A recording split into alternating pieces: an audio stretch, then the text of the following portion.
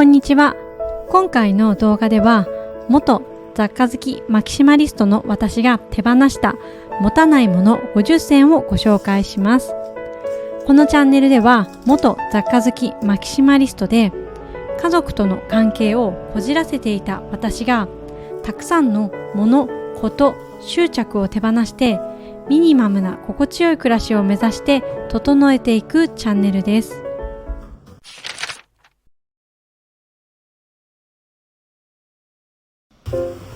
今年も残すところあと4ヶ月になりました。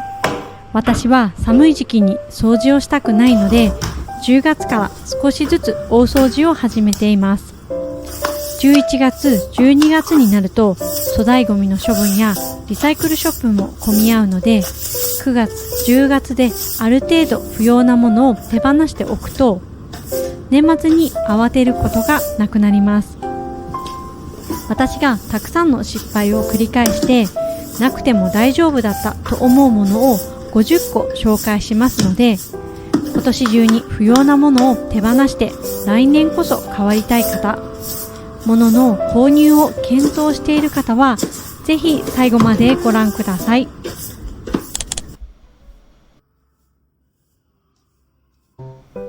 持たないもの1つ目、玄関ドアマット。靴の汚れを落とすドアマットは雑貨好きの心をくすぐるおしゃれなものも多いですがすぐに汚れます。外から帰って汚れても掃き掃除をすれば十分でした。2つ目、靴箱の芳香剤。不要な靴を手放して靴自体の数を減らしていれば履いた後にでも外で乾かしたら匂いも特に気にならなくなりました。3つ目、玄関マット。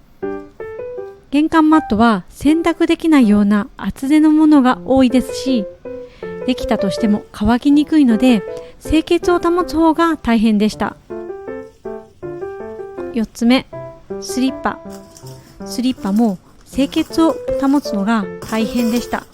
洗濯できるものを購入したこともありますが洗濯機に入れて洗うのが気が引けました。今は寒い時は厚手の靴下を履くようにしています。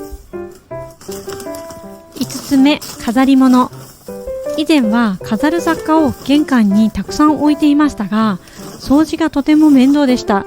良い運気が巡るためにも物は置かずにすぐ掃除ができるようにしています。6つ目、ビニール傘。傘は1人1本ずつ持つようにしています。私と子供たちは折りたたみ傘を、夫は長い傘を持っています。7つ目、テレビ台。映画やドラマ以外特に見たいものがなかったので今はアラジン X で TVer や Amazon プライムなどを見ています。8つ目、チェスト。リビングにあるものだと思い込んでいましたが特に入れるものがなくなっていきました。基本的に物は備え付けに入る分だけにできると部屋も広く使えます。9つ目、ペンやノートの予備。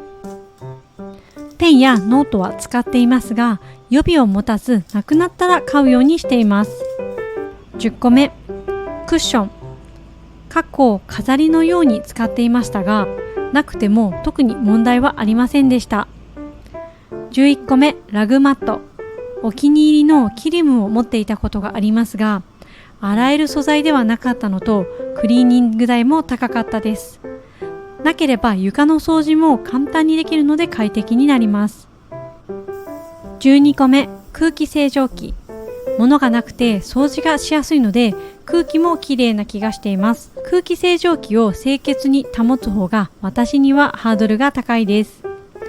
13個目、アロマディフューザー。無印のディフューザーを使っていましたが水の入れ替えが必要なものだったのでとても面倒でした。しっかり乾かさないと匂いが気になるので手放しました。高価なのでこちらは継続しませんでしたが個人的にはサンタマリア・ノッペッラのポプリがとてもいい香りで好きでした。14個目、花瓶。花を飾る習慣がないので手放しました。15個目、写真立て。写真は飾るよりもアルバム化、スマホでデータ保管するのみにした方が見返しやすかったです。16個目、クリスマスツリー。大きいものから中くらいのものに買い替えもしましたが、飾る期間が短い割に保管スペースが大きいので手放しました。17個目、膝掛け。以前は数枚持っていましたが、服を着込むようにしたら不要になりました。18個目、ローテーブル。我が家のリビングダイニングはさほど広くないので、ダイニングテーブルがあれば十分ですし、その方が広く使えます。平面があるとつい物を置いてしまう習性があるので、できる限り平面は減らしたいと思っています。19個目、大きなソファー。ソファーがあると居心地が良いのですが、重くて一人では移動できないのと、掃除がしづらい、汚れやすい、何よりもダラダラとしてしまうことが多かったです。手放したらダラダラする時間も減りました。20個目、電気カーペット。保管スペースを取る割に使用期間が4ヶ月と短いです。上には何かしらのマットを敷く必要があるので、マットも必要になります。21個目、こたつ。こたつは入ったら動けなくなってしまう上、汚れた時の洗濯も大変でした。今は石油ストーブで暖をとっています。22個目、たくさんのゴミ箱。ゴミ箱が多ければ回収してまとめるのが大変でした。今はキッチンのゴミ箱をメインに、洗面所に髪の毛を入れるように小さいゴミ箱を置いています。23個目、DVD。Amazon プライムや Netflix で映画を見れますし、必要があればレンタルすることもできます。24個目、取扱説明書などの書類。ほとんどのものは検索すると出てくるので、なくても困ったことはありません。家電は10年以上経つと修理するより買い替えた方が早いということも多いです。25、予備の包丁。まな板も包丁も今使っているものだけで十分足りています。家族と一緒に料理をするときは、食材を切る人と調理をする人、洗い物をする人と分担すれば大丈夫です。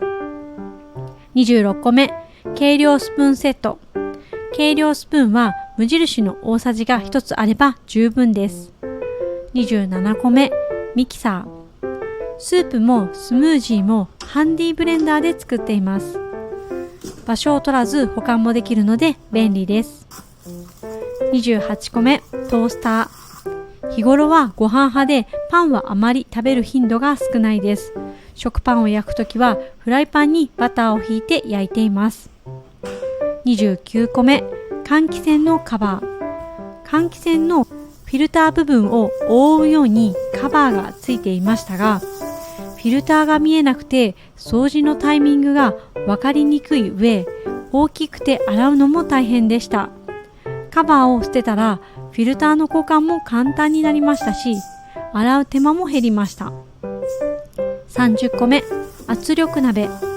私には多用途に使いこなせなかったのと、手持ちの鍋やフライパンで料理をしていて、特に不便を感じることも今はありません。31個目、水切りかご。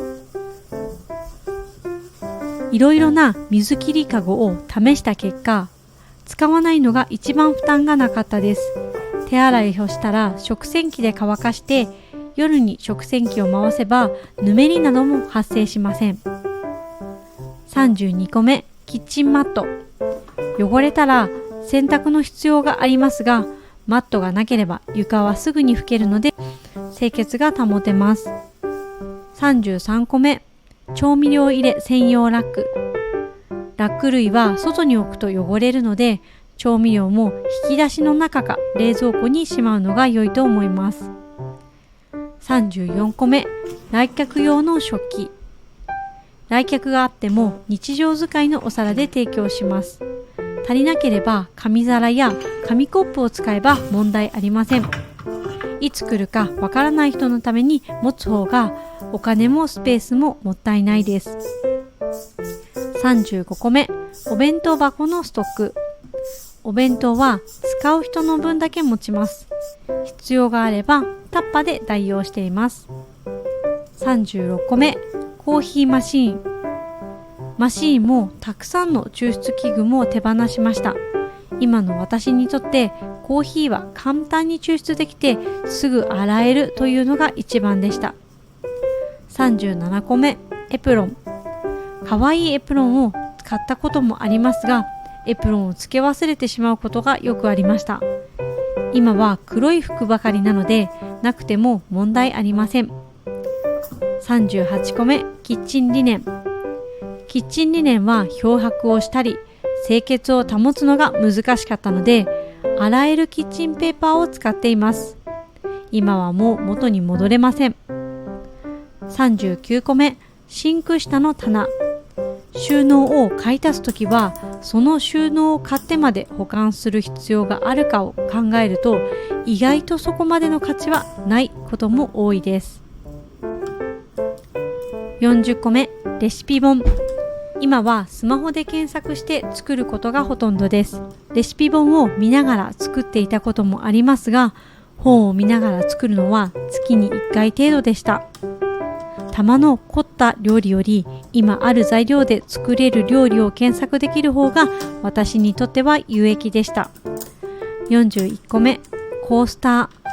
カフェで出された時の特別感を味わいたくて、リネンのコースターや革のコースターなどを使っていたこともありますが、日頃使うと洗濯物が増えたり、誰かのために使おうと思ったらほとんど出番がなかったので手放しました。42個目、お菓子作りセット。子供が小さい頃は持っていましたが、時々やる気になった時に使う程度でした。お菓子を作って満足すると、ご飯を作るのが結局億劫になってしまうということもありました。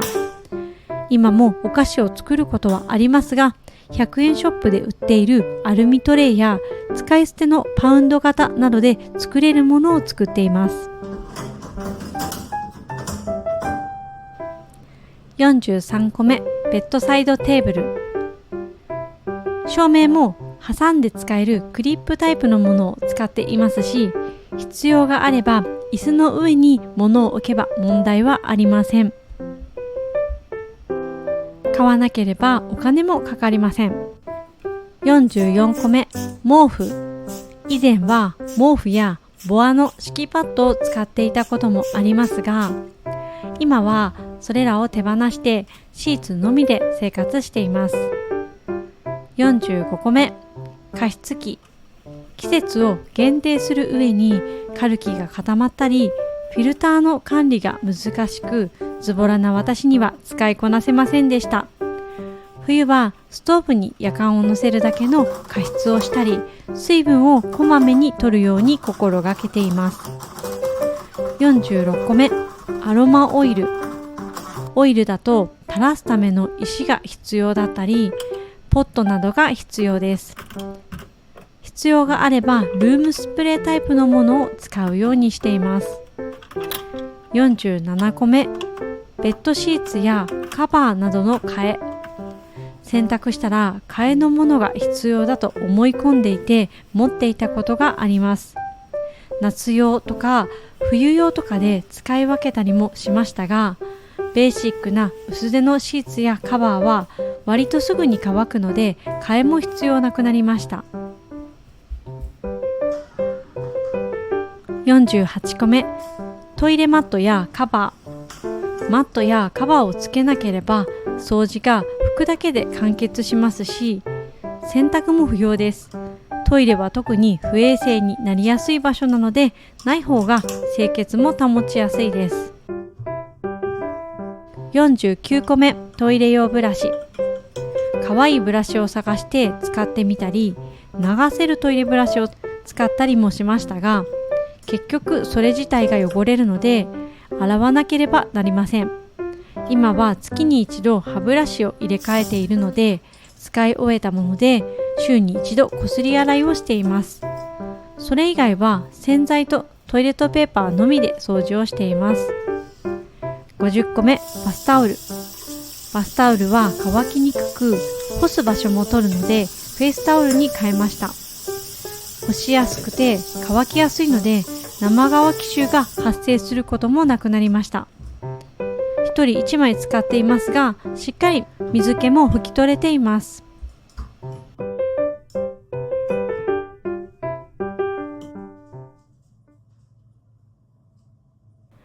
いかがでしたか？今回の動画では持たないもの50選を紹介しました。あくまでも私がなくてもよかった、買わなければよかったかもと思うものを紹介しています。誰もに当てはまるわけではありませんが、これから年末にかけてのものの見直し、手放しをするきっかけになれば嬉しいです。年末の3ヶ月は来年に続く大切な3ヶ月とも言われています。この3ヶ月で来年をより良くしていきましょう。最後まで動画をご視聴いただきありがとうございました。また次の動画でお会いしましょう。